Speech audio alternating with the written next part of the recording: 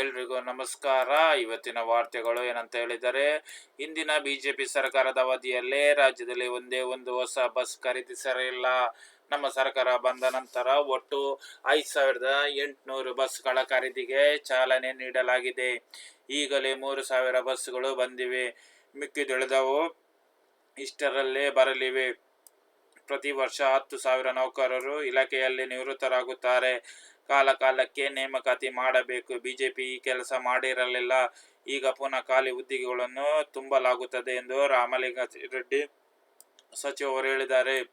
ವಾಸ್ತವವಾಗಿ ಸಿದ್ದರಾಮಯ್ಯ ವಿಧಾನಸಭಾ ಚುನಾವಣೆ ಗುಗ್ಗಿನಿಂದ ಹೊರಬಂದಿಲ್ಲ. ಬಹುಶಃ ಈಗ 2024ರ ಲೋಕಸಭೆ ಚುನಾವಣೆ ನಡೆಯುತ್ತಿದೆ ಎಂಬುದನ್ನು ಅವರು ಮರೆತಿದ್ದಾರೆ ಎಂಬುದನ್ನು ನನ್ನ ಭಾವನೆ. ಸರ್ಕಾರ ಅಭಿವೃದ್ಧಿ ಹೊಂದಿಲ್ಲ. ಬರದ ಕುರಿತು ಜನರ ಗಮನ ಸೆಳೆದು ಮತಗಳಿಸಬಹುದು ಎಂಬ ಭ್ರಮೆಯಲ್ಲಿದೆ. ಕಾಂಗ್ರೆಸ್ ಸುಳ್ಳಿನ ಆಧಾರದ ಮೇಲೆ ಚುನಾವಣೆ ನಡೆಸುತ್ತಿದೆ.